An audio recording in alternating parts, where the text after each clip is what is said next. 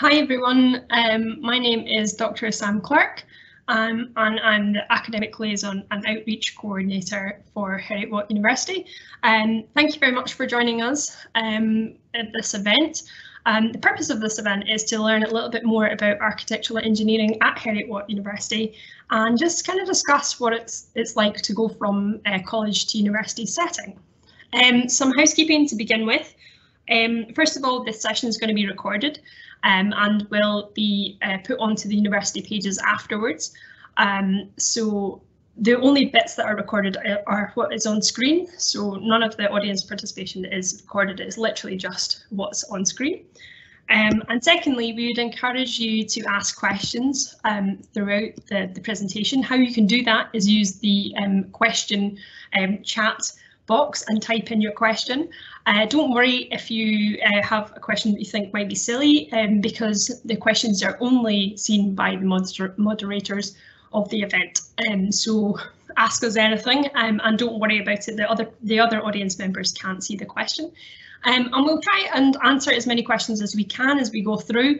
We'll answer some at the end, and if we don't answer your question live, then we'll try and get back to you at a later stage with an answer. So it's not just going to be me that's talking today. It's also going to be, I'm going to be joined by a few different people. So the first one is Dr. David Jenkins, who is an associate professor, and he'll be giving us some more detail about architectural engineering. We're also going to be joined by Rachel Whittington, who is a learning advisor and a liaison librarian for the university, and Rachel is going to be talking a bit about that transition from college to university and the different types of study skills. And we're also going to be joined by Pat Reid, who is our Colleges and Wider Access Officer. And Pat's going to go into a little bit more detail about how you can apply and the different routes to study architectural engineering at Heriot-Watt.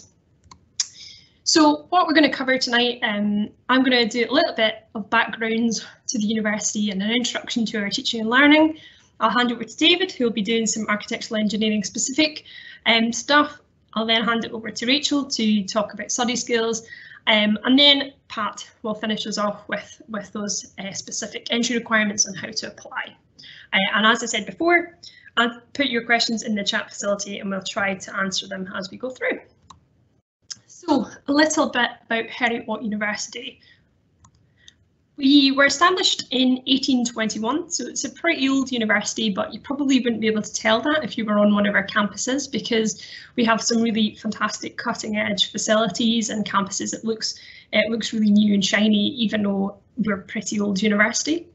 It's a specialised institution with really strong industry links, so we've got really good links with employers.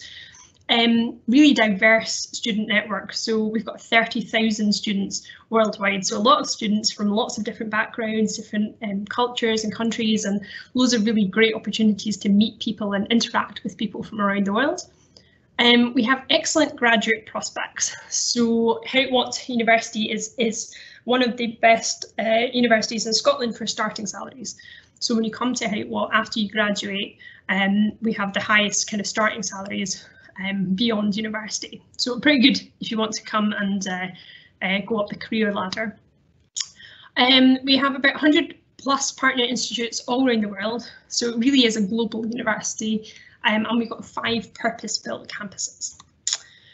So this is a map of our campuses. Orkney, we have a small postgraduate campus which mainly deals with energy and island technologies. In Galashiels and the Borders, we have a campus that's all about design and textiles. We have, of course, our Edinburgh campus, which is where architectural engineering is based, but we also have campuses in Dubai and Malaysia. And so it really is truly a global university, and you get the opportunity to interact with people from all around the world, and then also potentially the chance to go out to some of these campuses. So I won't say too much about architectural engineering specifics, because of course we've got David who's going to go into this in a lot more detail.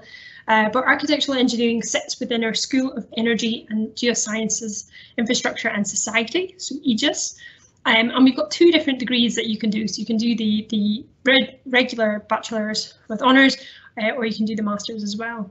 And these courses are accredited by Chartered Institution of Building Services and Engineers, CIBSE, and the Energy Institute. So they're pretty good degrees. Oh, hang on. So a little bit about our teaching. So the teaching could be slightly different from what you kind of sort of normally get at colleges. We have two 10-week terms, so you get kind of big summer holiday and kind of big time off at Christmas, and then 2 terms of teaching. And the contact hours can be pretty different as well, so it varies depending on what course you're on, but there's a lot of kind of independent led sort of teaching. There's a range of teaching styles and environments, so you could be in lectures, you could be in labs, workshops, practical things where you're watching people, lots of different types. We have our virtual learning environment, which is obviously very important at the moment, but that's really part of a blended approach to learning. So there'll be some sort of physical, practical stuff, but also using our online platform Vision. The My HWU Student Portal app is really like a one-stop shop for all your support needs, which is really handy. So you basically download the app and it's got that portal with everything there that you need it in the one place, which is really, really handy. And like I said before, you get a wide variety of styles, and Rachel will maybe talk about this a little bit more later, but you get lectures which tend to be larger groups kind of sitting and watching someone talk about something or do something. And then of course you get tutorials, seminars, lectures, workshops, not lectures, sorry, workshops or labs, which tend to be small groups where you're actually doing practical, really hands-on applications. So we've got some photographs here of the teaching in the architectural and engineering courses. So I've got some notes here. So the bottom left, and David will be able to talk a little bit more about this, but we've got an architectural engineering drainage lab. On the bottom right, we've got a Helidon, which I think David is going to be talking a bit more about, and we have a video for it later. So some really exciting things, and the top one with the large group is a part of our constructorarium, which is a really big project that you can get involved in. Lots of different types of engineers get involved in a big project, and really sort of real world type experience. So lots of really exciting facilities that David will touch on later. Our learning approach is a bit less directed than you might have previously experienced at college, so fewer timetabled hours, and it's a lot more about you kind of taking on and leading your own kind of learning. And Rachel can talk a little bit about this later, but really you don't need to worry about that. It can be quite daunting because it's a different type of learning style, but it doesn't need to be harder. It's just a different approach, and there's lots of different facilities and support out there that Heriot-Watt University can help you to kind of get a handle on, and it's really good because you get to sort of steer and take ownership for your own learning and your own experiences. The university itself is absolutely global, so there's a huge range of opportunities available. And what's really cool about this is not only do you get to meet people from all different places, but you can also, if you want, study or work abroad. And what I think is really lots of people know about language students. You know, if you study French, you get to do some time in France or a French-speaking country, but you can do this with architectural engineering and other courses as well at Heriot-Watt, where you can actually take part in inter-campus transfers and exchange with partner institutions, which is pretty cool, and you get different perspectives, of course, if you go to different places in the globe. And the next thing is well-being. So well-being, of course, is really important, and it is a focus at Heriot-Watt University. So everyone is given a personal tutor to help them, and there's lots of different services there. So there's counselling service. Careers and Graduate Futures is all about making sure that the transition from university into whatever you go on to next is really seamless, and you have everything that you need to take that on.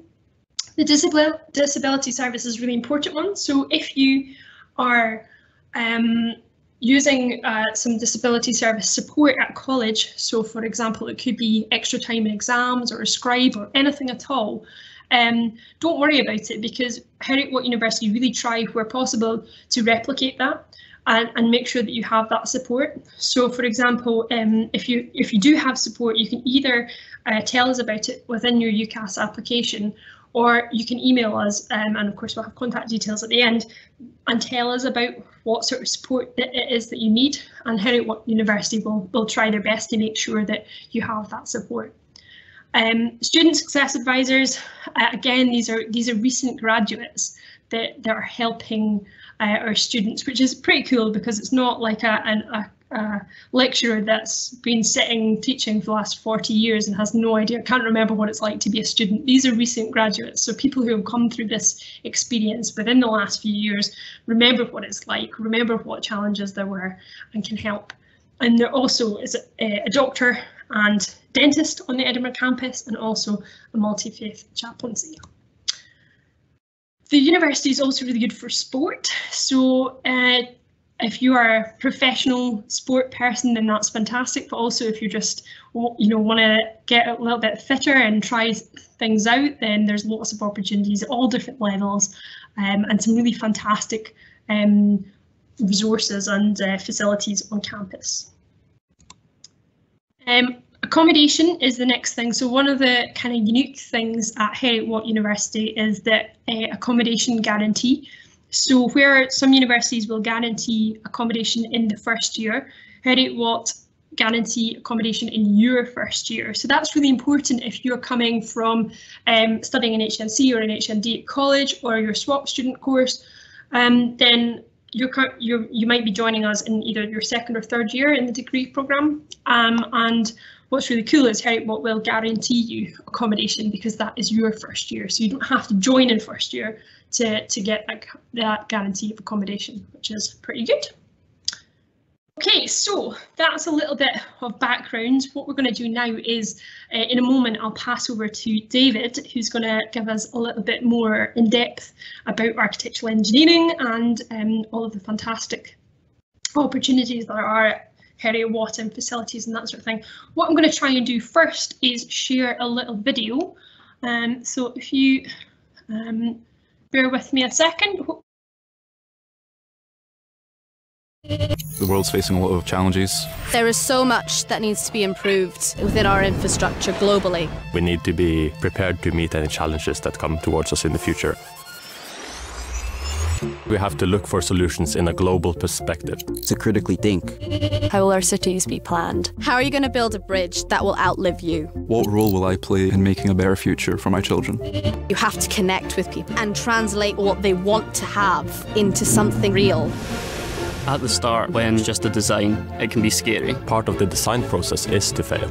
You have to go back to the drawing board again and again. You are collaborating with so many other disciplines, architects, engineers, tradesmen. To solve problems. Heriot-Watt has opened my eyes to what's possible.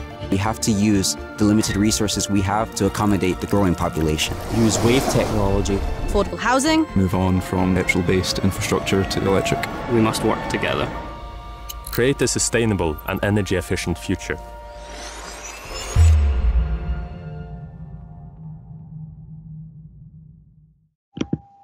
I'm Dave Jenkins. I'm an associate professor at Heriot-Watt, teaching in the area of architectural engineering. So my particular area of interest is low carbon buildings and also energy systems that relate to buildings. And just wider issues around how buildings interact with energy networks. So you've just seen a very quick video around built environment teaching at Heriot-Watt University. If you want to see a slightly slowed down version of that with sound, there's links that we can send on to you, so you can see the whole gamut of what we teach.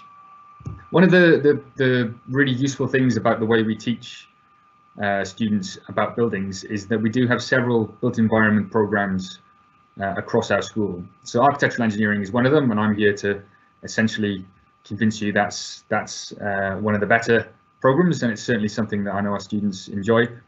But one of the advantages of how we teach architectural engineering is there is this wider set of programs around construction management, civil engineering, areas of planning, other aspects of the built environment And as a first year or second year student coming into that program, or even a third year program, a third year student, you get two benefits. One benefit is that you're interacting with other students from other built environment disciplines, which is pretty much what happens when you go out into the world of work as well, because you're not going to, within a large building project team, you're working with quite a range of disciplines, and you actually get that experience within our program, the way we teach the individual disciplines, but the way we use group work and interdisciplinary teaching to bring those disciplines together.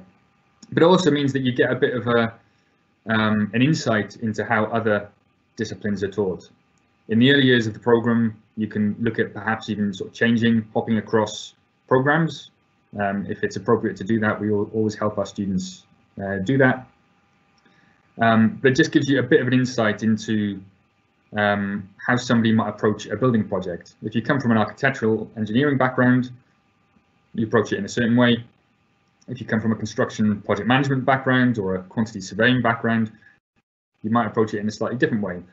And to get interdisciplinary working effectively, it's not just about working with other disciplines, it's actually trying to understand their discipline and the background of their discipline. And that's something that we go to some lengths to get across in the way that we teach architectural engineering.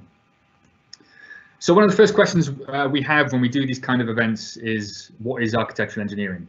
So when you're in school or even in some college courses, you maybe don't come across the term architectural engineering. You'll be familiar with architecture, you'll maybe be familiar with civil engineering, you might be familiar with architectural technology, but the term architectural engineering isn't always used that widely. So it's an obvious question, what is it? And one of the best ways of trying to explain what it is actually to focus on an actual building, because this is a very sort of practical, practitioner-focused subject. It's one of the reasons why we have such high employment rates at the end of our program, is because we're essentially from day one training you to work with real things. It's a very practical set of skills that we're developing. So to take one of the more interesting buildings in Europe, some people might recognize this building. This is the Reichstag building in Berlin. So this is where the German parliament is situated. And this is a really interesting case study for several reasons. First of all, there's architecturally really quite interesting. What you can see at the moment is a big glass dome on top of the parliament building. The parliament building itself is quite an old building, which I'll show you in a picture in a minute. But the dome itself is a relatively recent construction. Lots of interesting technology going on, which we'll have a look at in a second. So it's interesting from that point of view, but it also has this huge cultural impact. Any students of the Second World War and what was going on in Berlin during the Second World War will know that this building was heavily bombed, largely big chunks of it largely destroyed.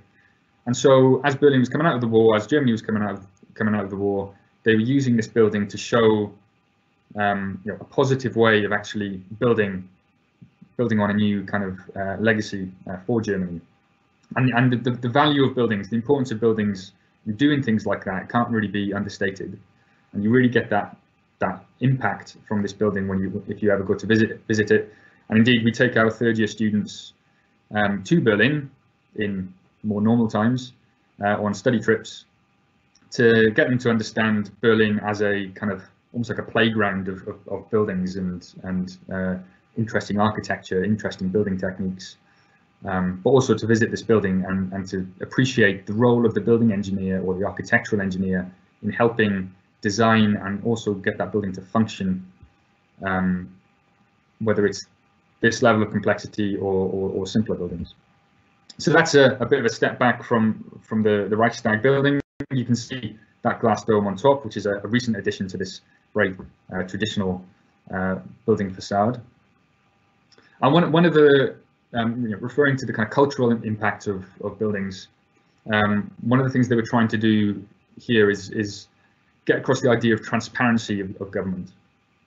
So to take that very literally, what they've got is a glass dome, and if you go up to the top of that glass dome, you can look down right at the kind of bottom of that hemisphere. You can look right down into this chamber at the bottom, which houses the actual parliament itself. So that's where all the politicians sit.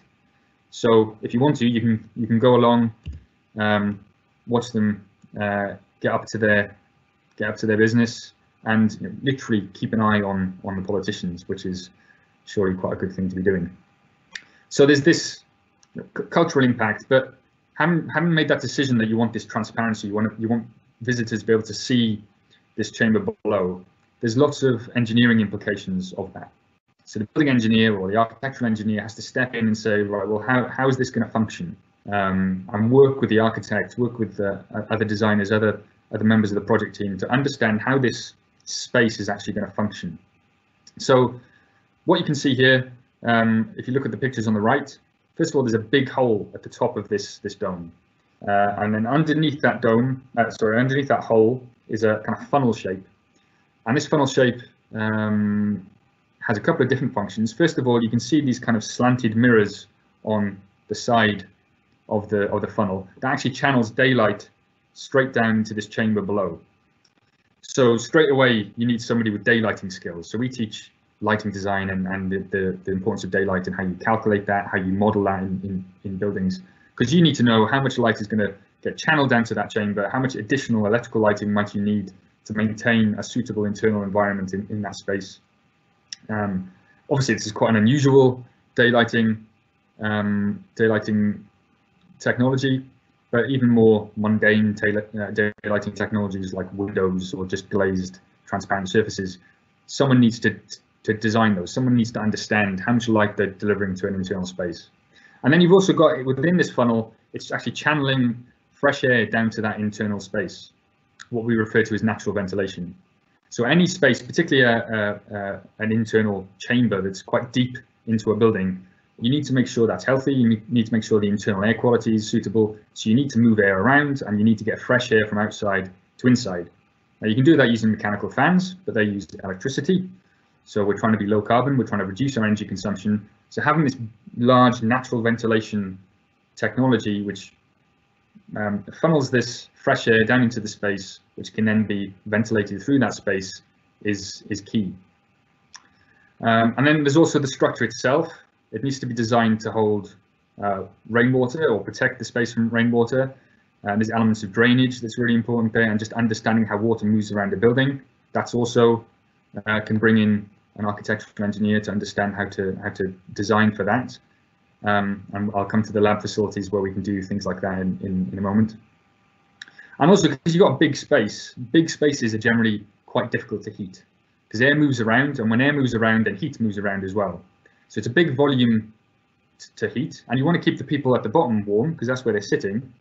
But you've got all this air up here as well, which potentially needs to be heated unless you do something about it. So you need to have somebody who understands, first of all, how heat moves about around a building and how to model that, and also then how to serve that heating consumption and all the other energy consumption in the building. In the case of the Reichstag, they look at low carbon fuel, so bioenergy. Bioenergy has its limitations, but it's potentially a low carbon fuel if you run it sustainably.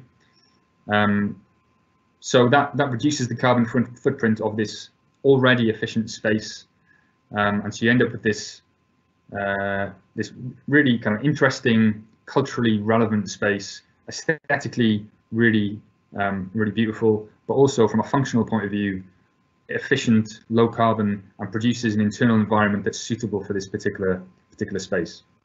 And whether that's the Reichstag building in Berlin, or something a bit more normal, like a house, an office, a school, these are key components that an engineer has to play a role at some point to make sure that those buildings function and do what they're supposed to do. And of course, in recent years, function also includes being low carbon, low energy, and understanding the impact that buildings have on climate change and wider environmental issues.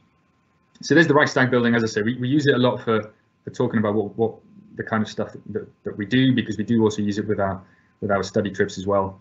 It's kind of an iconic building.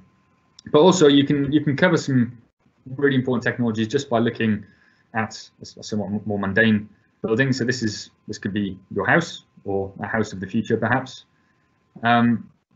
And just within this house, the number of technologies, the number of techniques, the number of skills that need to be developed to get this house to work are quite broad.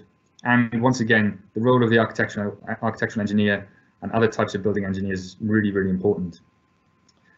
And some of these might seem quite obvious in terms of understanding how a building might work. Some of them may be less obvious. So, for example, we've got the electricity grid in the top right-hand corner. So you might think, well, hang on, I'm interested in buildings. Why do I need to care about what's happening with the national grid and electricity provision and that type of thing? Well, actually, if we need to understand how carbon intensive, how dirty, if you like, the electricity is that's coming into our buildings, because that affects our choices of technologies. So, for example, when I started in my area of research 15 years ago, we had quite a highly carbon intensive electricity grid. So about 0.5 kilogram of CO2 would be produced for every kilowatt hour of electricity that we use in a building. These days, it's about half that. So that means I've had to change my assumptions around the carbon emissions that might be associated with any technology that uses electricity. So previously, some forms of electrical heating I might have viewed as high carbon when I first started this job. These days, I might view that as medium or even low carbon. So when we're thinking of switching heating technologies, for example, someone doing that today is going through slightly different thought processes than 15 years ago because of what's happened to the electricity grid, even though we might view this as a kind of externality. So as a result of all that, and this is certainly an area that I work in terms of my research, we need to understand these kind of wider contextual issues around energy, around the environment, around the economy, and how that impacts the changes that might happen to the built environment. And we can run through the various technologies here. I'll try not to focus on the energy ones because I'm somewhat biased towards energy because that's my area of research. But clearly things like on-site generation, whether it's a wind turbine or a fuel cell or hydrogen production, different forms of storage. If you take our courses, we talk a lot about how you use energy storage and also water storage linked to the building itself to make that building more efficient, more effective, lower carbon, more sustainable. Sustainability is one of those issues these days that just cuts through pretty much everything. If a solution isn't sustainable, if a technique isn't sustainable, then it's not really appropriate for an engineer to promote that as a solution within a building. And we see other technologies like ground source heat pumps. Heat pumps are potentially a heating technology of the future. So we need to make sure our students develop the skills, because when they graduate, they're potentially going to be thrown right into these type of technologies to help deliver these technologies across the built environment. And areas of water storage, whether it's underground storage or storage elsewhere, and you'll see some of our facilities in a minute when I take you through one of our videos. And you can see obviously solar panels people are kind of more familiar with, but actually the whole on-site generation challenge is multi-technology, multi-skills, lots of different aspects that we need to consider as building engineers. And just to kind of run through a couple of the kind of sort of toys and kits that we use to better understand buildings. We do a fair bit of thermography, particularly in our labs. So whether that's a handheld thermal camera that you can see in the middle bottom of this slide, or we've also got little smartphone adapters to turn your smartphone into a thermal camera. These are really useful for understanding heat loss in a building and temperatures of different surfaces. You can detect underfloor heating, for example, which you can see in the top right-hand corner of the picture. You can even find cold surfaces that might be prone to damp in an existing building, which is what you can see in the bottom left-hand corner. That cold surface, as soon as warm air touches that surface, you're going to get condensation. That's going to encourage mold to grow. So you can kind of nip that in the bud if you use the right kind of equipment and carry out some retrofit to prevent that happening or improve the ventilation in that space and various other measures. The acoustic environment is also really important, and you'll see our acoustic chamber in a second. But that's important whether it's an office, school, or something a bit more grand like the Royal Albert Hall or some other arena. The way that sound bounces around different surfaces, soft surfaces and hard surfaces, and how that affects someone sitting at a certain point in that space. Again, that's an important role for a building engineer. It might be a different kind of part of the brain that you have to think about when you're thinking about acoustics, it's a different area of study than water or energy. But these are things that we cover across our architecture and engineering program. And also the Heliodome, which has been mentioned already, and you'll see again, understanding how buildings are designed with sunlight in mind, with daylighting design in mind. We can use this Heliodome to replicate the position of the sun, put a model of a building underneath that, see how the sun changes at different times of the year, different times of the day, and adjust our building design to accommodate that.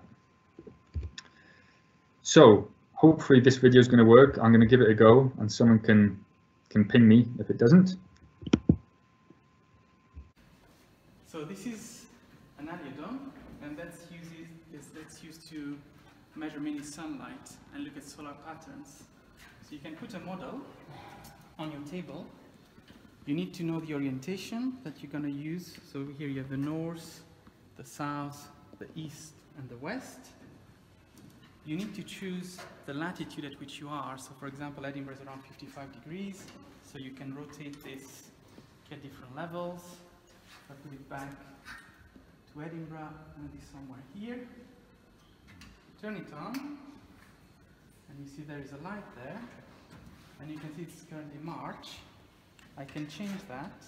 If I go to April, the April is currently here. It's above March.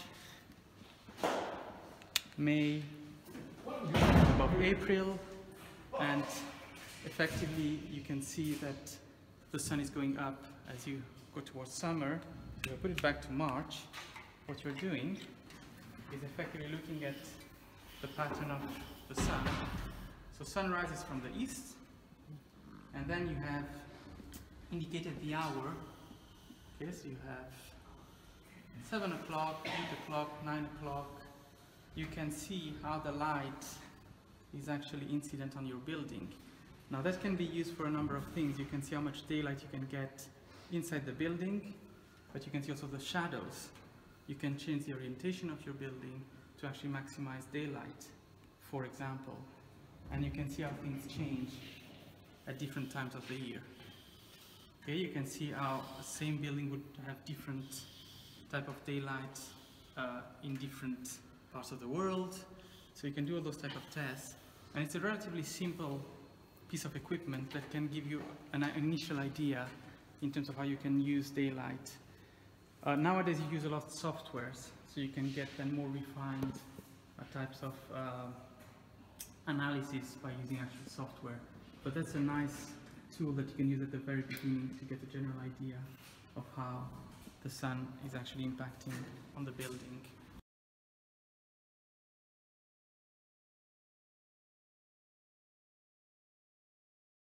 Okay, so you can go through this yourselves. This is available on our website, and it's just a quick kind of virtual lab tour. So this is our main building services engineering lab, which might look like a lot of pipes because that's essentially what it is. So this is our drainage lab, and I'm navigating this in a very inexpert way. I'm sure you'll be able to do it a lot more elegantly than I am. So what we have here is, you might question, why is there a load of pipes orientated horizontally throughout the lab? Well, what this is trying to replicate is actually the drainage system of a skyscraper. So we've kind of taken the drainage system of a very, very tall building, what's sometimes referred to as a kind of super high-rise building, which tends to be over 10 floors. We often refer to it as super high-rise. And it just puts that on its side, curls it around, and then we can perform various experiments on that to see how water moves around that drainage system under pressure. So we can pressure water through there. We can replicate different kind of blockages that you get in drainage systems in real buildings, and we can see how that flows through those pipes, how air blocks can cause problems. We've got a big research project at the moment funded through industry, which is looking at a fairly simple device, an attenuator, which possibly might be that silver sphere you can see at the bottom of the screen right now. And that reduces the pressure coming through the pipes. Because if you look at real skyscrapers, there's a lot of damage as a result of the very high pressures you get from water traveling through long distances at altitude. So if you can attenuate that, if you can dampen that, then you get a much better performance in your drainage system. So that's something we're able to test in our drainage lab. What we also really like to kind of show off, because it's a really interesting space, is our acoustics lab. So you've seen some pictures of this already. It might look a bit odd. Essentially, what we've got is two different spaces. One's this chamber here, the anechoic chamber, and one's a reverberant chamber. Now, the reverberant chamber doesn't look particularly interesting in some ways, but what we have here is a space with highly reflective surfaces. So you walk into this space and you just talk very quietly, and everything starts echoing, and you can hear the voice coming back and forth off these very shiny surfaces that have been painted with specific paint that gives us these kind of acoustically reflective properties. And what we then would get students to do is, after they've been in there, is to actually come into the anechoic chamber with that slightly sinister looking head in the middle of it. And it's a completely different environment. You can talk, you can basically go in there and shout, and the noise disappears. It hits those surfaces, those angles of the slots that are sticking out of the wall. They're very soft, but the angles actually reflect the sound into that wall, and it gets dissipated, and you get almost no reflection of sound at all. So you go out by going in between these two kind of extreme environments. You begin to understand how sound moves, and therefore, when you're designing a space that requires sound to behave in a certain way, you'll have a better understanding of what kind of surfaces to use, and how to design that around the space, soft surfaces against hard surfaces. So I'd encourage you to have a look in your own time at that virtual lab tour. It gives you a bit more of an insight into the kind of practical equipment we have and the sort of things that we get our students to do. And just finally, before I finish off, there's also a website here that we can send you a link, which goes through some of the information that you've already had today from our head of school. There's Laurent, who's our acoustician, who teaches in architecture and engineering, and a few more videos, one of which you've seen, and another one that looks like Laurent is about to break out into song, but he's about to test the properties of that acoustics facilities. So that's a bit of a longer video. So do have a look. There's also some comments from some of our students telling you what they've been getting up to in their studies. So at that point, I shall stop sharing my screen, and hopefully that all came across okay. But if there's any further questions, or if those videos didn't quite work, then by all means get in touch. David, if you don't mind, we did just have one quick question which you might be able to answer just before you go, if that's okay. Yep. Yep. So it was just a question about the kind of main sort of areas of like different careers and things that the graduates go into when they finish the degree. So I thought you might be able to just cover that before you leave us. Thank you. Yeah, sure. Yeah, I can stick around for 5-10 minutes if there are some other questions that come through. So so architectural engineering in a kind of different language is called building services engineering. So you would have seen before in one of the earlier slides that Sam showed, we're accredited by the Chartered Institute of Building Services Engineering. So that's quite a large industrial organisation. So building services engineers, well, to give you an idea, the current head of that organisation, CIBSE, Chartered Institute of Building Services Engineers, the current head is an ex-Heriot-Watt graduate from our programme. The previous head is one of our members of staff. The current winner of Graduate of the Year, which is a UK-wide award, is a graduate of Heriot-Watt. So, you know, this is kind of why we have very high employability rates from our program, is because it's a very employable topic that we teach. And a lot of our students do go into fairly traditional building services engineering roles, because there's very large engineering companies like Arups and AECOM and these kind of companies that have really they're kind of crying out for our kind of students.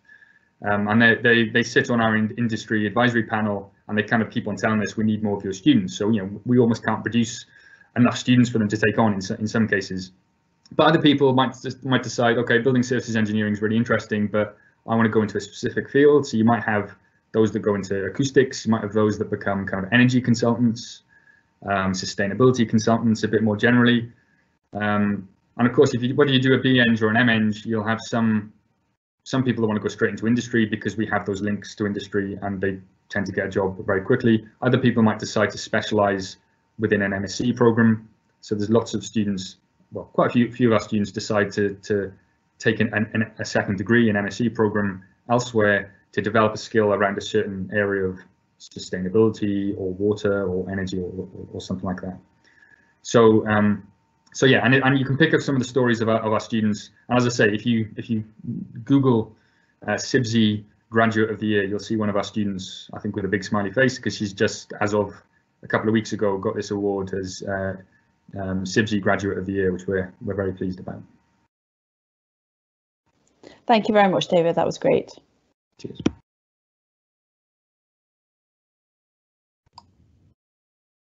Brilliant. Thank you very much, David. If we get any further questions, we will we'll certainly get them to David, and we can answer them a bit later on. But thank you for your time tonight, David. That was really, really exciting. It looks like there's some really fantastic facilities, and certainly sounds like there's lots of really good opportunities for employment afterwards. So thank you very much. That sounds great. So we're going to move on now, and I'm going to invite Rachel Whittington to talk a little bit about that transition from college to university and the kind of skills and types of learning and support that Heriot-Watt might be able to give you. So Rachel, it's over to you. That's okay? That's great. Hi everyone. As I say, I'm a learning advisor and liaison librarian at Heriot-Watt, and today I just wanted to talk in brief about kind of studying at university, what that kind of how that might be slightly different, share some of my top 5 tips that I share with every student, and also talk about kind of the study support that is available as a student at Heriot-Watt. So first of all, studying at university, as has already been kind of talked about a bit before now, there is much more of a focus on this independent learning. Classes kind of act as a bit of a roadmap for you to kind of navigate the research kind of landscape. You know, they give you the basics and the foundations of certain topics and give you some pointers of where to start in your research. But then you'll move forward kind of on your own with that. And there's like a huge amount of opportunity there for you. But there's also a huge amount of support available from us. The other kind of analogy I use is that as a student, you are now the captain of your own ship. As a university student, you know, you're in charge of your own learning, but we don't suddenly expect you to know how to sail. We're not going to drop you in as a, you know, as a university student entering in whatever year you're entering in, and just expect you to know what you're doing. The other thing I wanted to kind of point out as well is that with assignments and writing at university and kind of producing kind of university essays and reports and your projects later on, generally speaking, you can kind of sum it up as the writing that you're giving is providing informed opinions. So you're not just kind of saying what you think with no evidence. They're informed. There's evidence behind it. And that evidence comes from authoritative and appropriate information sources that you can get through, you know, university library resources. And in your writing as well, you're expected to kind of be critical of other sources and kind of demonstrate originality. And that doesn't mean necessarily that you have to be the first person to have ever come up with something, especially if it's an essay or report or something. By showing originality, you're showing that you can look at and evaluate other people's ideas and opinions and come to your own conclusion about something. And again, there's a lot of support and stuff to be able to help you to develop to do that. So my kind of top 5 study tips that I tell, like I say, every student is, first of all, when you're studying, spread your work over the week. Don't just study kind of one topic in one bulk session. Don't just sit there and study something for 5 hours and then never touch it again. There's something called the Ebbinghaus curve of forgetting, and that's just basically the idea that if you sit in a lecture, you kind of, as you're absorbing and listening to the information, you're absorbing it, you remember 100%. If you do nothing with that, the next day you've already forgotten over half of it. If you do nothing with it a week later, you've forgotten more of it. So it's just the idea to just keep revisiting material, just a little bit every week. And something that can help with that, because we're all very busy, we've all got busy schedules, got our own lives, is to use something called the Pomodoro technique. Pomodoro is just Italian for tomato, and it's named after these kind of tomato oven timers, as so illustrated on these slides. And the idea is literally just that you sit down at your desk, you set a timer for 30 minutes, and you just work on something solidly for that 30 minutes. And then you get up and have a break, get a glass of water, or just switch off from work for a few minutes and then go back into it, set the timer again, start again. The break is just as important as the work. You need to kind of give yourself these kind of breaks when you're working. And it just works really effectively for kind of just helping you to kind of minimize distractions for only a limited period of time. And to make the best out of that, set yourself SMART goals for your day, for your week, for each individual study session. Be as detailed or as broad as you want. SMART goals are goals that are specific, so they're on a particular thing. So it's a particular subject, it's a particular topic that you're wanting to study. Measurable, so that you've achieved it. Make sure that it is achievable. So you're not kind of setting yourself kind of too much to do in the amount of time that you have. Make sure it's relevant, so relevant for your own personal, academic or career goals. And make sure it's timely as well. There's a set amount of time that you can that you have to do it in. So for example, I am going to spend 2 hours tomorrow at 9 AM, starting at 9 AM, and I'm going to read 10 journal articles in that time. That's an example of kind of a SMART goal. It's something you've achieved it. You know exactly what you're going to do with it, do with your time. And that can just help as well, kind of when it comes to starting a study session, knowing exactly what you're going to get done can just help kind of stop wasting some time from, trying to make a decision and then getting distracted with other things.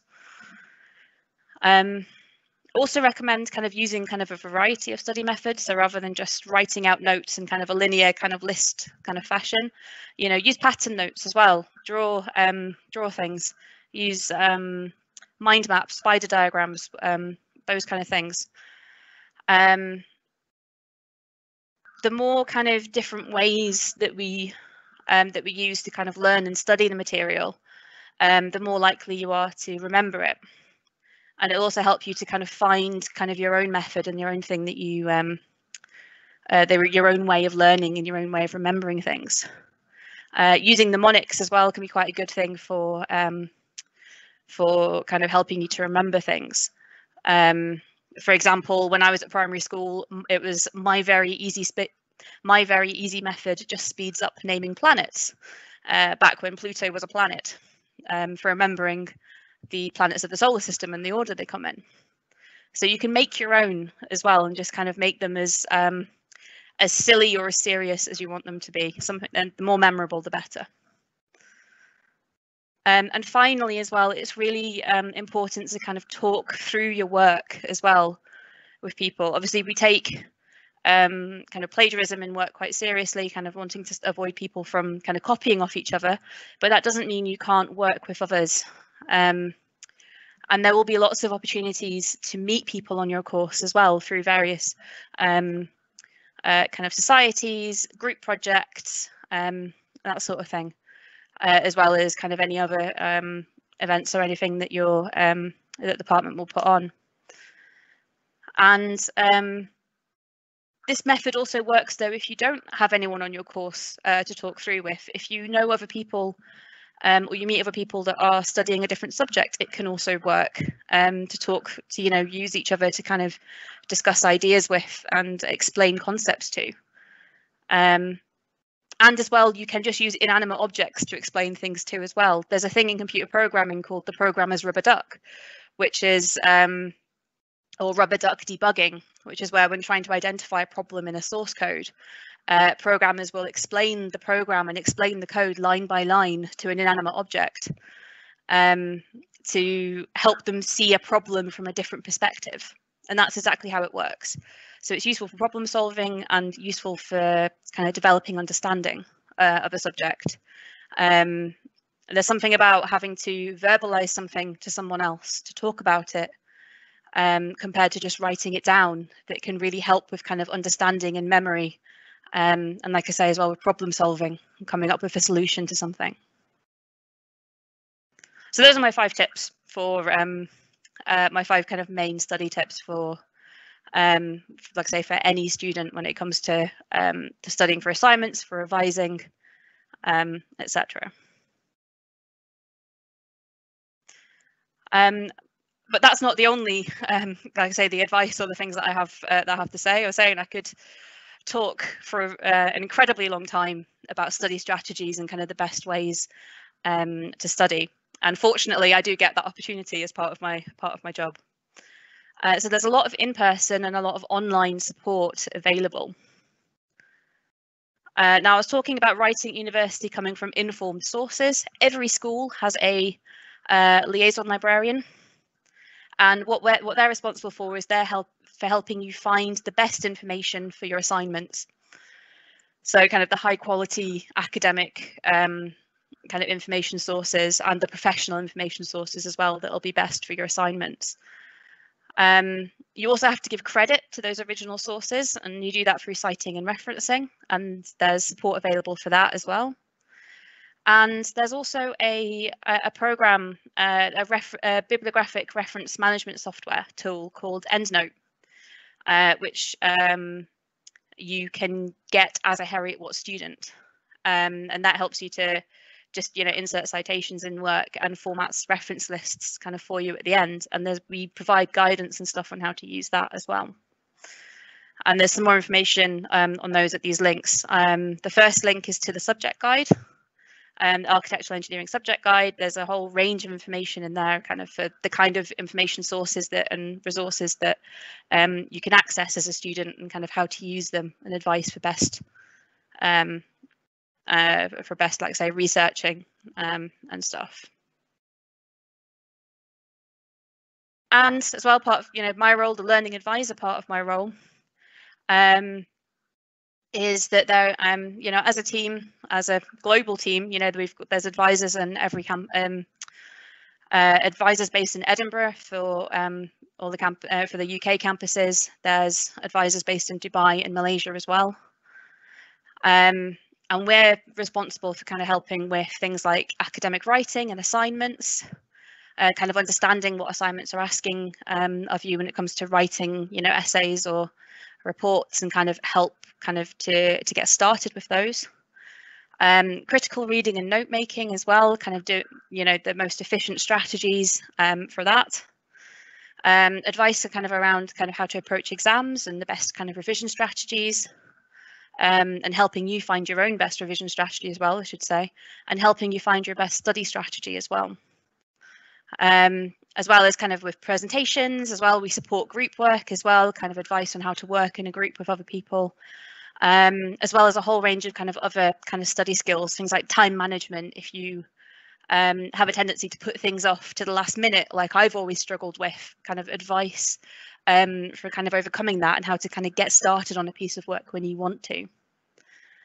And there's more advice and kind of guidance and stuff. There's a few kind of tips and some links to other resources. Some of those resources are freely available, and that are available from outside Heriot-Watt as well. We link to kind of the best things that we can find. So there's advice and guidance and stuff on that guide there, the Academic Study Skills Guide. And we also run webinars, and we have a range of online study materials in something we call Skills Hub. And gradually that academic study skills guide is getting kind of merged into the Skills Hub. So we run webinars for our students, but also there's online kind of videos and other materials on this guide as well, so you can take a look and see some of the stuff that we've been developing.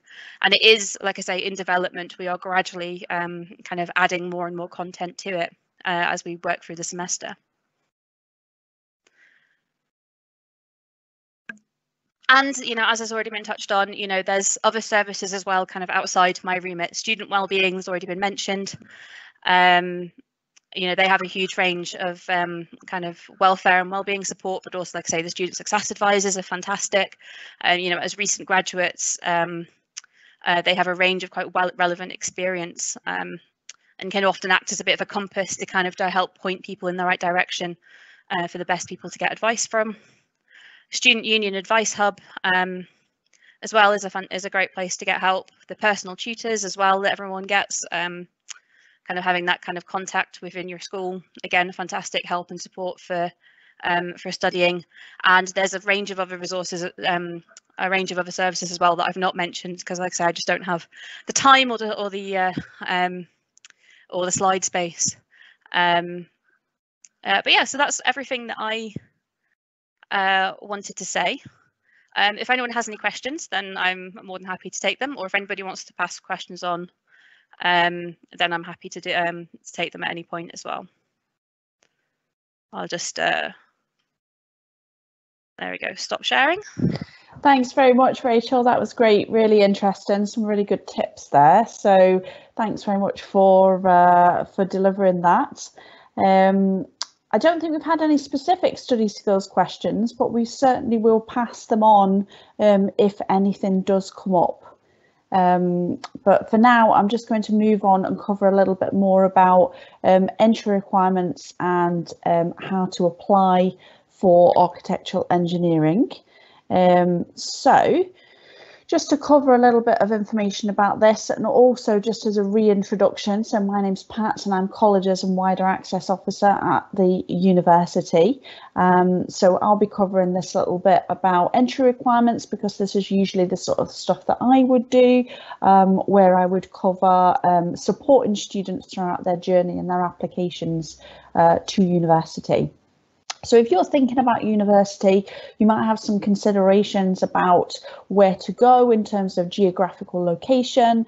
You might be thinking about what kind of higher education institution am I going to head to, whether there's accommodation available, what sort of facilities are available, whether that be subject specific or whether that be more to do with your sports facilities or your students' union.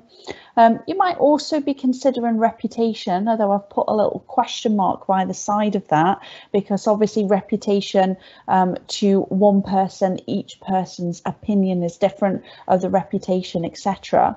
I would say that the most important thing is kind of, does it feel right? Does it fit in with what you want from university and what you would like to achieve?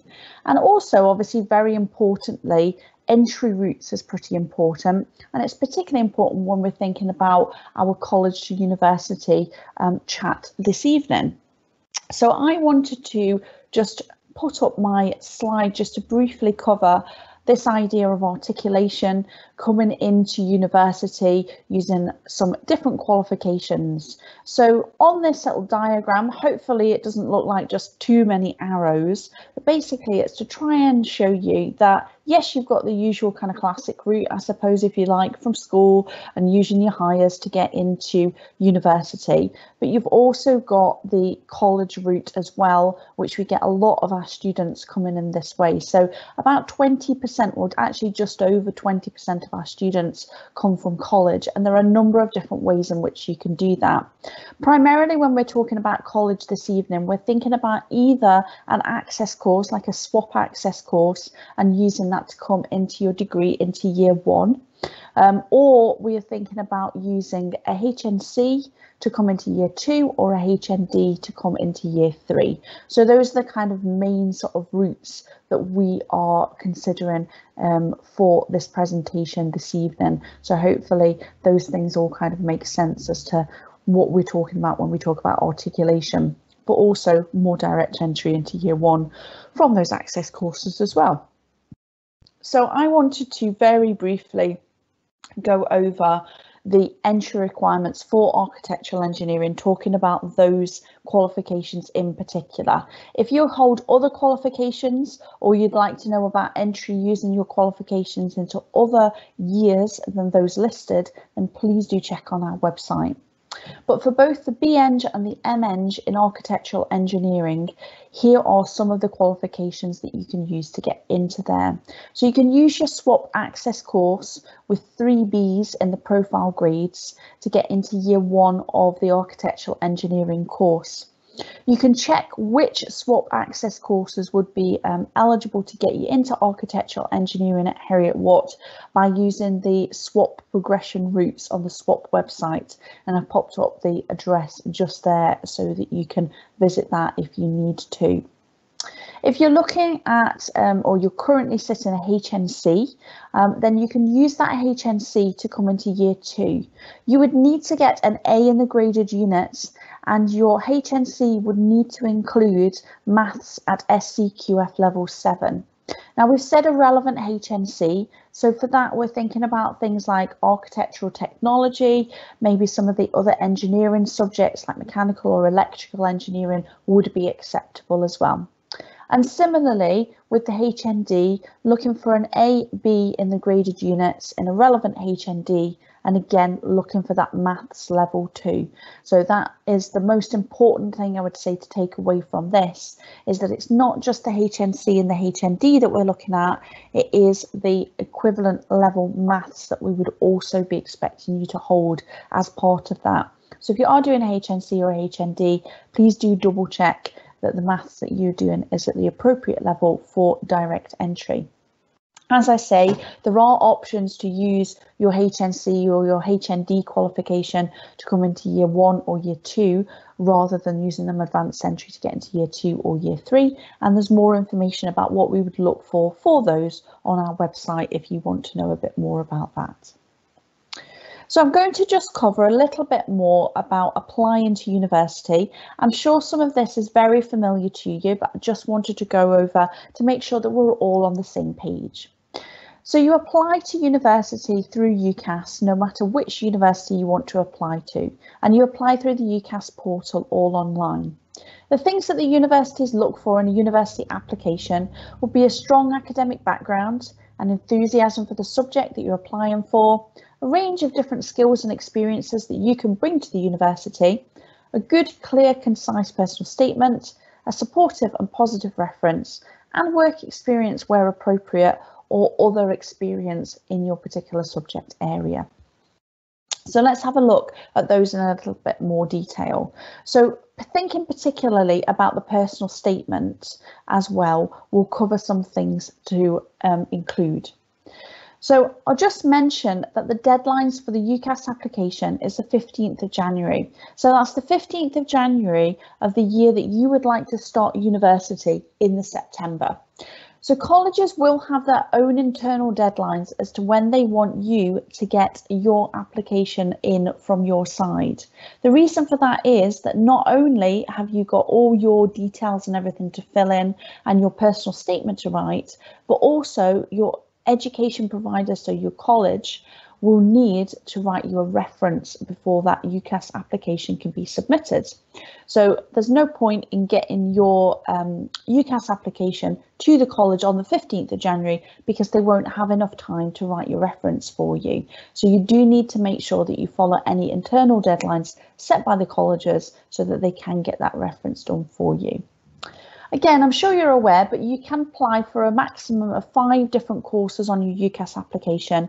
And this can be a mix of different courses, different universities. So it could be 5 different universities, 5 different courses at the same university, or any combination of those.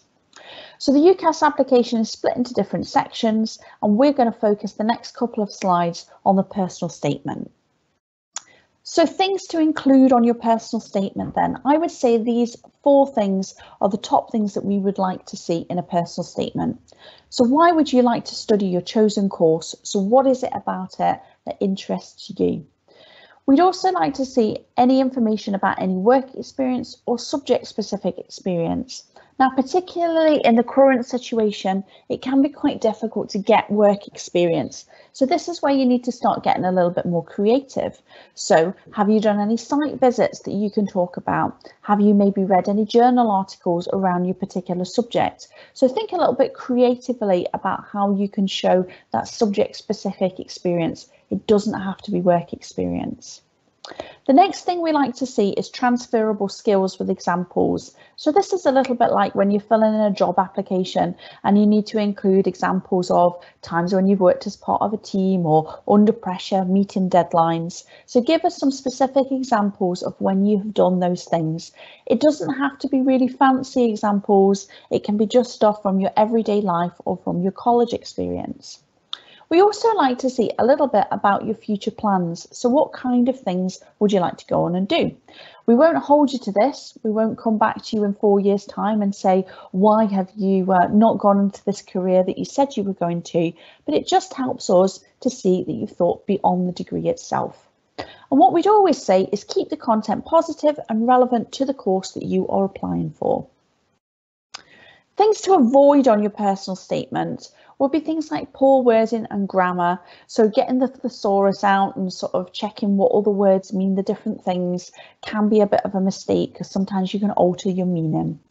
We'd say to avoid quotes from other people. It may sound impressive, but I can guarantee that someone else will have already used that quote and the admissions officer will be fed up of seeing the same wording. And remembering it's a personal statement, so it's your words, not somebody else's. Please do avoid the overuse of cliches and the word passionate. So I'm really passionate about architectural engineering. Tell us more why you're interested in it rather than just using a generic word like passionate. Do avoid negative comments or excuses, or I never studied this subject because. But if you've overcome any difficulties, if you have gone on against all odds to kind of study something or do something a little bit different or what have you, then please do feel free to include those, but don't include things that just sound like excuses for why you haven't done things. I'd also say try to avoid using humour and trying to be funny.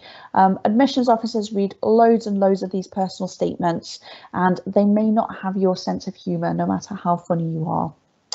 Avoid personal facts. Use what we call the so what rule. So the so what rule is basically when you're reading your personal statement back, ask yourself, so what? So what? Why have I included that information? Is it important? Will it help me get a place on that university course? And I'll come on to an example of that in a moment as well. And the bottom one should be fairly obvious. Plagiarism, lies or exaggeration. You're only going to get found out, and we're not expecting you to be CEO of a company. We are just looking for your experiences so far and what you can bring to the university. So I've got a couple of personal statement examples here that we have seen from different people. These are sections from personal statement, not a full personal statement. Obviously, personal statements are a little bit longer. So I wonder what people think, which one would be better. So the top one is kind of a bit more listy. So it's given us some things that this person's got involved in. Sounds like there could be some stuff that's quite impressive, but also some things that I would be a little unsure as to exactly what that meant. Versus some information about somebody who has worked as a DJ and balanced their part-time job alongside their studies. Now, if you were thinking that number one would be better, I have to say that I think that this one could be a lot stronger, just because I don't think that there is enough detail in that personal statement for us really to make a decision on an application.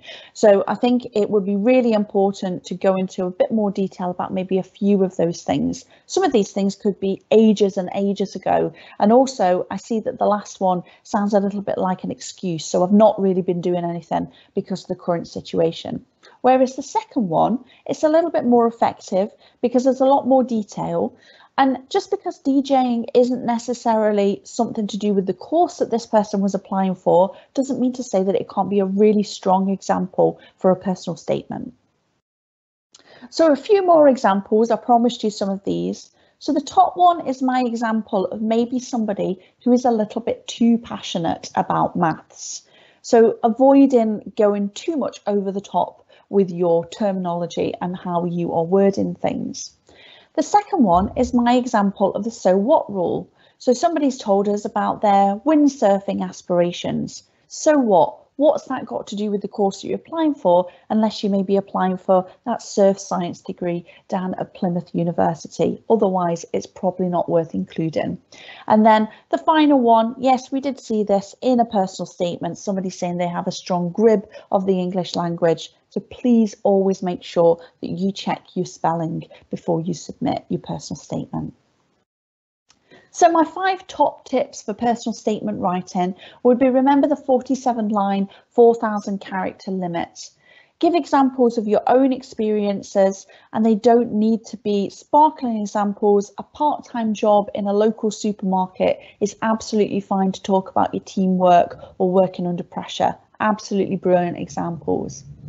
Avoid starting every sentence with I. So I did this, I'm interested in that. It can be quite difficult when you are writing a personal statement about you, but it just helps to make the whole thing feel a bit more formal and a little bit more professional. Please do proofread, don't rely on spell check, it won't pick up everything, and it's really important to make sure that you give everything a good read through and make sure that you get someone else to read it through as well. And do leave yourself enough time to get everything done and to double, triple check everything as you go through. My final little bit is just a bit about references. So your academic reference is part of your application, as I mentioned earlier. So you are free to discuss with your college lecturer if there's any points that you would like to be included in your reference.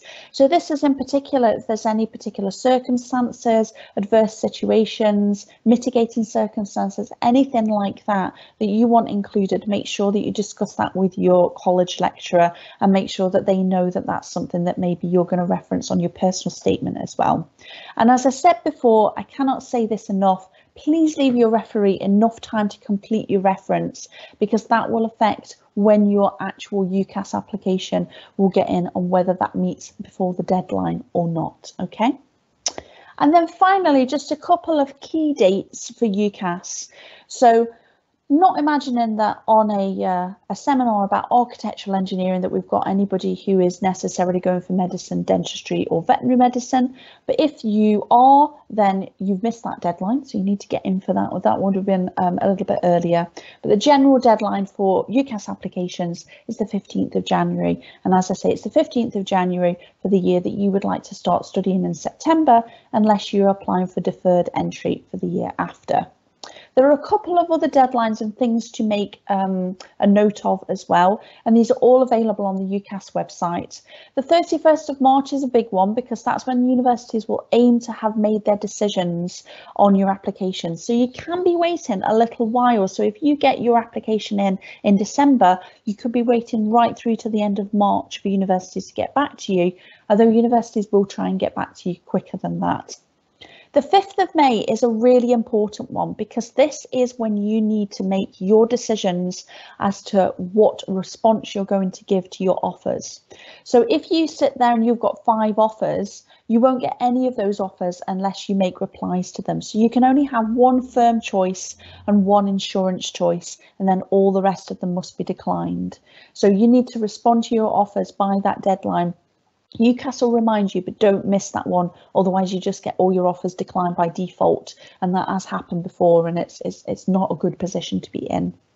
And then also just to flag that the 10th of August is when Scottish Clearing starts, so we need to have your college qualification results through to us by then so that we can make a decision on what you are going to have in terms of your results and whether you've got your place or not. But Scottish Clearing could be good if anybody is still looking for a place and doesn't have a place available by the time we get to August.